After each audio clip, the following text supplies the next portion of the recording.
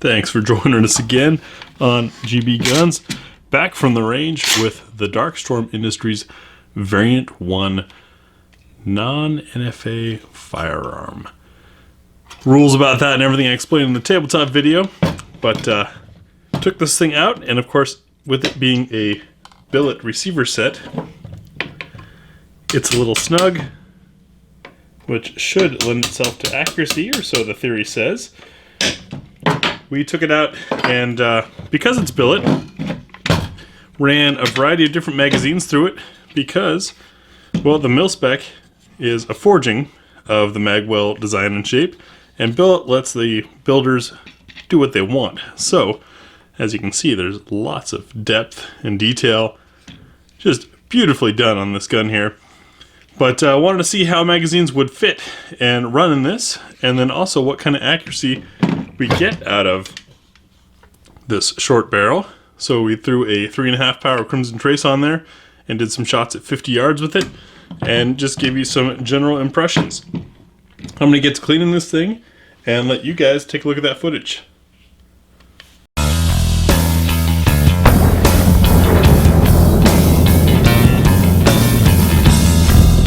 Out with the beautiful, gorgeous Variant 1 from Darkstorm Industries, all billet, made in-house by a company in New York, fighting the good fight for us, even those of us out here in the Free States. In case you missed the tabletop, this is a non-NFA firearm. It's not an SBR because it doesn't have a stock. It's not a pistol because it's over 26 inches in overall length.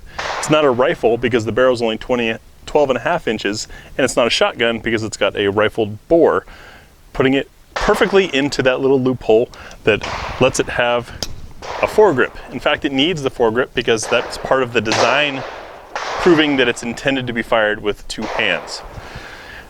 Gorgeous, gorgeous billet work on this receiver. You can see up close in the tabletop video. However, with billet receivers, you end up with slightly different tolerances and different fit for magazines. So one of the things we're going to do is sort of like our What's for Dinner. We're doing a multi-mag test. I've got 10 different popular mags here. Going to insert, feel how they lock, and that insertion friction, fire a single round. See, does it hold the bolt open, and then will it drop free? So to kick that off, we've got our Sure Feed aluminum mag. Slides in easy. Fire around. Bolt held open, mag drop free. Next up, a classic Lancer magazine. Inserts easily. Bolt held open, drops free.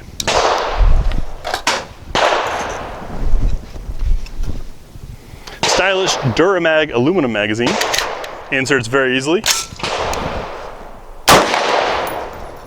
Drops free. HK translucent magazine. A little bit snugger fit. Drops free. ATI polymer mag. Snug fit. Locks open. Drops free. Troy magazine. Good fit. Does not drop free. Daniel Defense. Good fit.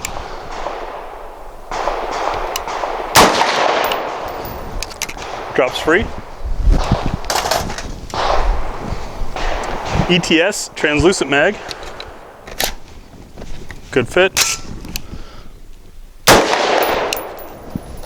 Drops free. D&H steel mag. Little loose. Locks back, drops free. And an Amend 2 polymer mag. Locks back, drops free. So most of the magazines fit just fine. We were using a roller mag earlier just in warming up with this thing, and noticed that that did not drop free. You had to really pull it out.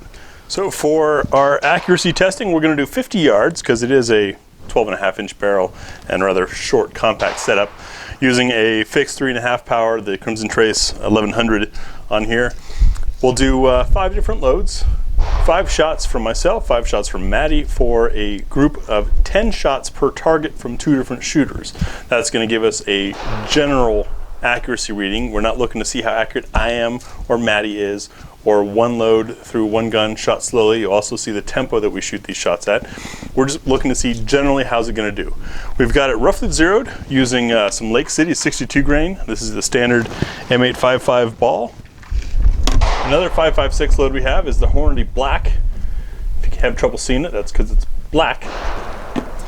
Since this is a short platform, we're going to try the Jesse James Ultimate Defense. This is some really pretty ammo. We'll see if it performs as well as it looks. We also have, now this is a sport and training load. It's not meant for accuracy, but this is a frangible load. And I figured that's a likely application through a gun of this size.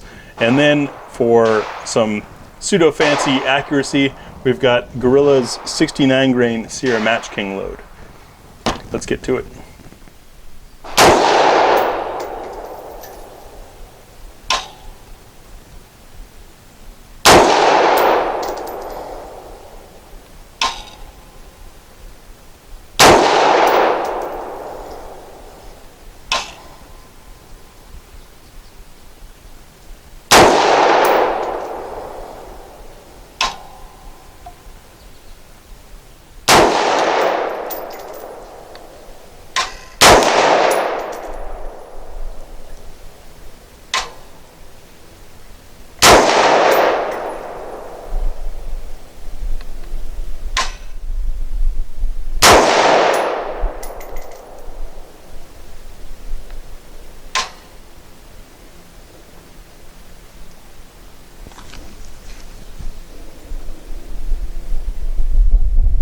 So for accuracy, we've got much better than previous experiences with similar short barrels.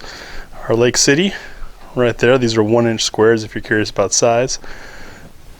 The Hornady Black. And here was our Jesse James in the middle. Actually did really, really well.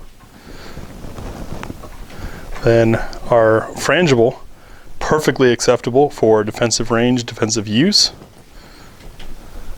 And the Gorilla 69 grain Sierra Match King also did pretty dang well. Even though this is a 12.5-inch barrel, it did just fine, stabilizing these loads from 55 grain up through 69 grain.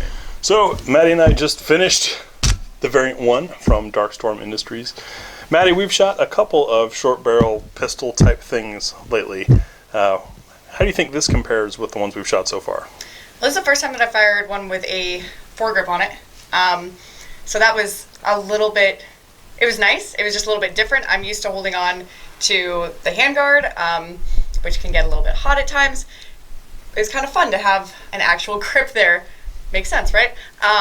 In order to stabilize things like that. It wasn't as important for the accuracy that we were using, but we did find it a little bit difficult at first to find a block way to make the foregrip stable on there. Once we jumped over that obstacle, I love it. I had great accuracy with it, which in itself makes me like the gun even more. And it's definitely, obviously, very aesthetically pleasing. And we have the vertical foregrip comes from the factory that way because I shouldn't have called it a pistol. It's not a pistol. It's a non-NFA firearm. Were this to be a pistol, slapping that foregrip on there would make it in any other weapon. You'd have to pay $200 and wait a whole bunch of time. So that's why we haven't been able to try having a foregrip out there. And I mean, if anyone needed any more argument about how silly the NFA is, this makes the firearm more controllable. That makes it safer. It's silly that you can't do this on a regular pistol. I will say though, the placement as it came puts it, you see the foregrip is here.